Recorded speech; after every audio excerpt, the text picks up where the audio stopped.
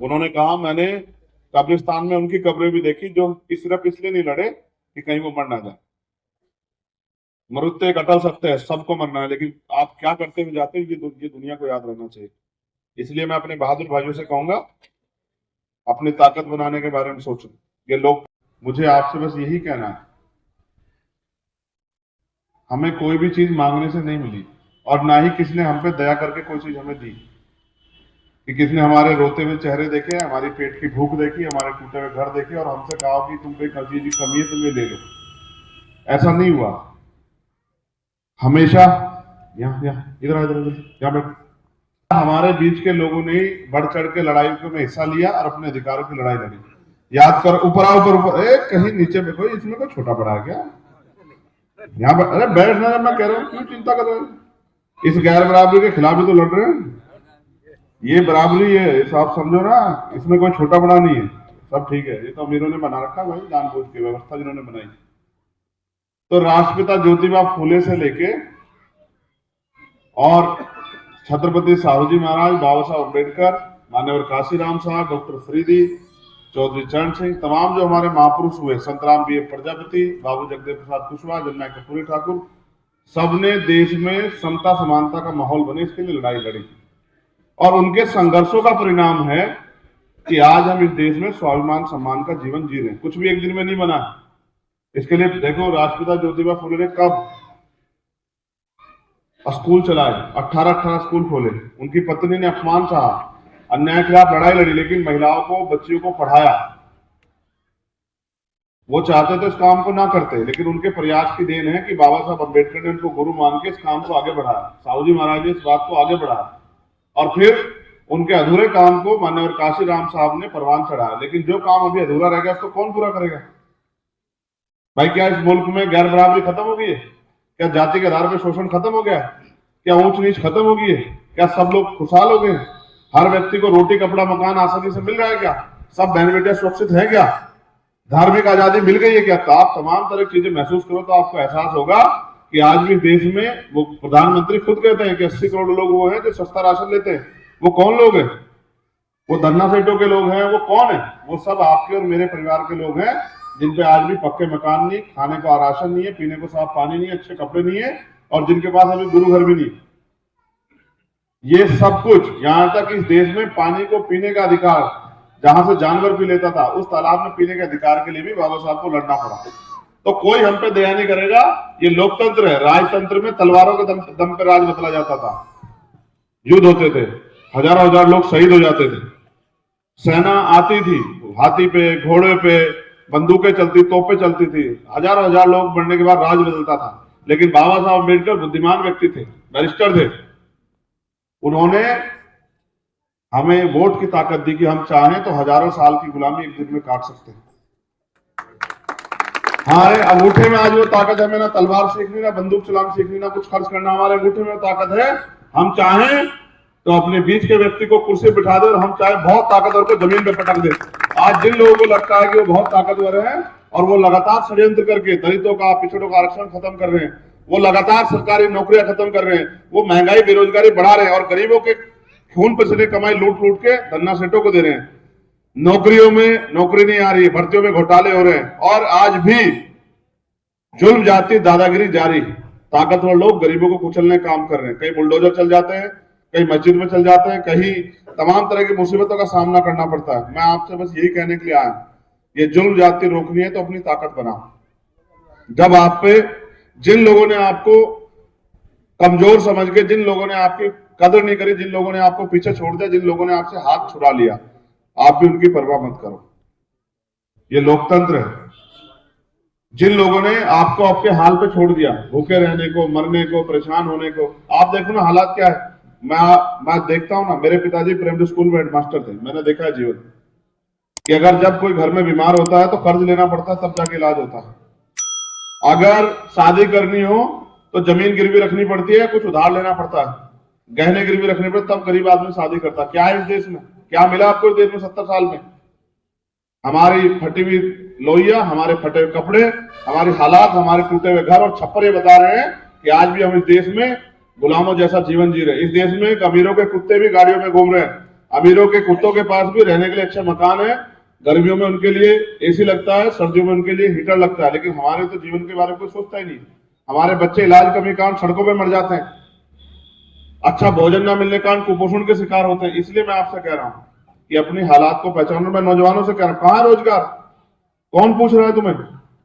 पढ़े लिखे नौजवान बेरोजगार घूम रहे हैं, स्कूल बंद हो रहे हैं, हॉस्पिटलों में इलाज की व्यवस्था नहीं, क्या करोगे देश में? कल आपसे बोलने का अधिकार भी छिन जाएगा। कल जब आज संविधान है तो ये कुर्सियां सजी है, मैं यहाँ खड़ा होकर बोल रहा हूं और आप बैठ के सुन रहे हैं। अगर संविधान नहीं होगा कौन देगा बोलने की इजाजत?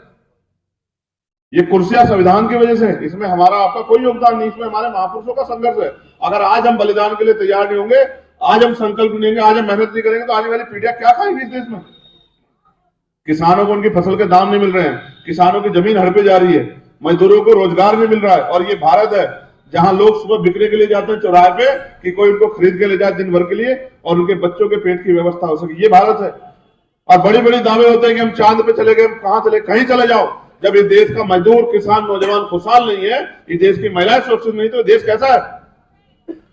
ये वोट की शक्ति आपको ताकतवर बना सकती है और आपकी सारी परेशानियों का हल कर सकती है, लेकिन आपको भी जिम्मेदारी अदा करनी पड़ेगी। अगर आप पैसे वाले लोगों के चक्कर में पड़ते रहोगे तो फिर गरीबों के बारे में सोचेगा कौन? और अगर पैसे वाले हितैषी होते तो आज आपकी जिंदगी बदल गई होती। इसलिए मैं बस आपसे कहने आया, आप जानते हैं मैं तो पिछले 10 साल से मैं आपसे वोट मांगने नहीं आया, मैं पहली बार आपके बीच आया। मैं पिछले 10 साल से लड़ रहा हूं, जेल भी जाता हूं, मुकदमे भी झेलता हूं, हर अन्याय के खिलाफ लड़ता हूं। अभी 2 दिन पहले औरैया गया, जहां एक बहन के पहले ससुर को, फिर सास को, फिर उसके पति को फावड़ों से कुचल के मार दिया गया। उसका 12 साल का बेटा मुझसे अपील कर रहा था रोते रोते कि भाई आप आना, हमारी मदद करना, हम डर के साए में। तो मैं इस काम छोड़ के चला गया उनकी मदद करने, और जो जो मैं कर सकता था मैंने किया। और 3 दिन का समय दिया कि अगर उनकी मांगे पूरी नहीं होंगी तो मैं यहीं आके बैठूंगा और 1 लाख लोगों का मोर्चा लगाऊंगा। मेरे पास संगठन है, मेरे पास लोग है, एक दिन मोर्चा लगाऊंगा, सरकार की नींद हराम कर दूंगा। लेकिन सड़कों से मैं आपकी यही लड़ाई लड़ सकता हूं। मैं चाहता हूं जुल्म जाति दादागिरी जड़ से खत्म हो। वो तब होगी जब कानून बनाने की ताकत हमारे हाथ में है, जब हम आपकी बात को पार्लियामेंट में जाकर रख सकते हैं, जब हम आपके अधिकारों को लड़ेंगे। मेरे हाथ में हो तो यहाँ बढ़िया से बढ़िया हॉस्पिटल बने, बढ़िया से बढ़िया स्कूल बने, बढ़िया से बढ़िया कॉलेज बने, यहाँ इंडस्ट्रियल एरिया में लगे, यहाँ बच्चों को रोजगार की व्यवस्था हो, बहनों के लिए कुटीर उद्योग लगे, घर पे रोजगार की व्यवस्था हो।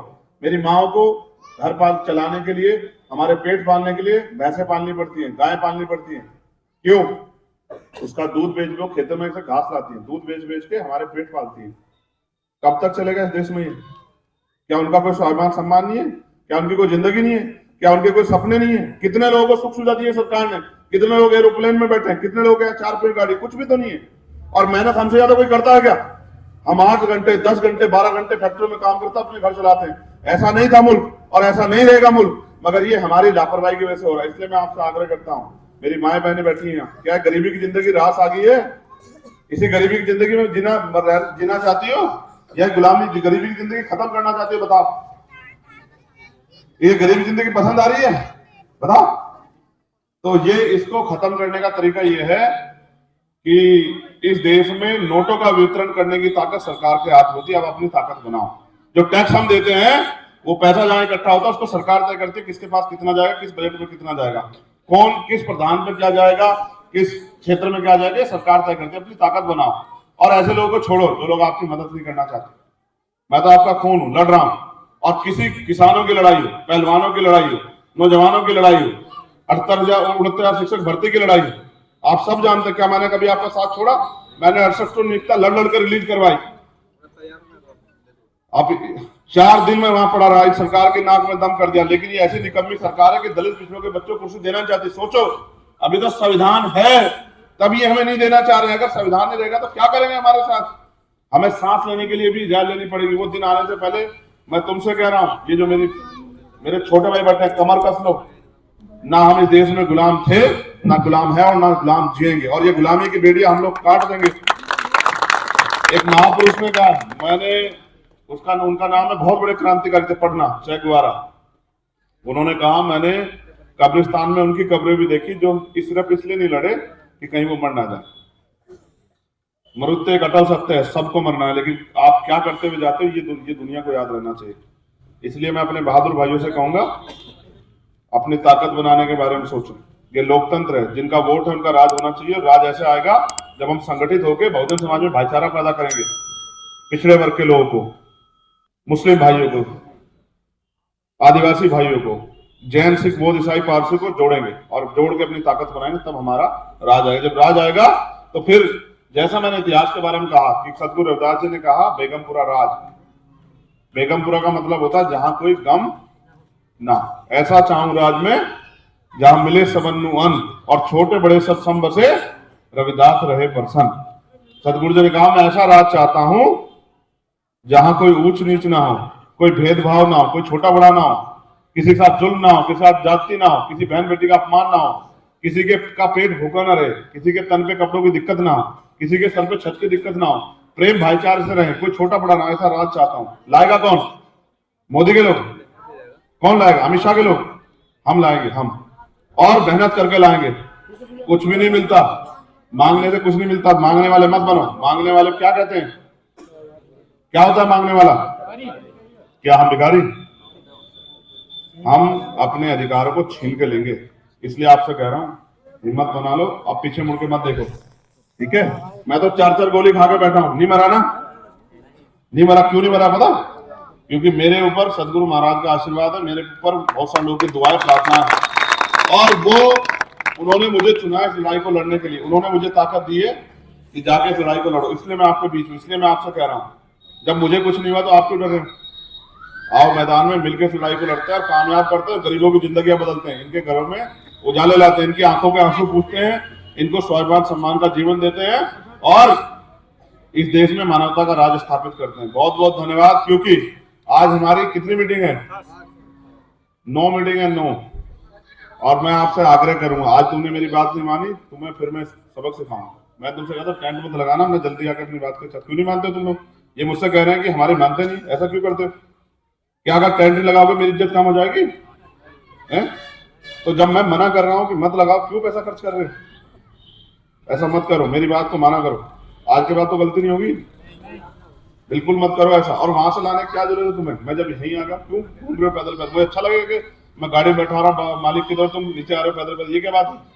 ये ठीक नहीं है। अपने बड़े भाई की बात माना करो। मानोगे नहीं मानोगे? पक्का? ऐसे हाथ उठा के बताओ, ठीक है? ये हमारा चुनाव निशान है। क्या है चुनाव निशान हमारा? बताओ दोबारा देखो, क्या है चुनाव निशान? बताओ, जोर से बताओ, हर एक आदमी बताओ। इसलिए याद दिला रहा हूं, कभी कहो भाई हमारा आदमी तो चंद्रशेखर बढ़िया, उसको वोट देनी और वोट किसी और को दे आओ, ठीक है? किसी लालच में किसी को सौंपता है क्या कोई? फिर ऐसा क्या हो गया? तुम मरे हुए लोग हो क्या? है? ये नहीं उम्मीद कर सकता मैं तुमसे, समझ रहे हो? अगर किसी ने कहा अगर पैर में जंजीर नहीं काट पा रहे तो पैर काट लो, लेकिन गुलामी के साथ मत जियो। दुश्मन के 1000-2000 रुपए की परवाह करोगे तो अपने बच्चों के को मरने के लिए तैयार कर दोगे, इस देश में कुछ बचेगा नहीं।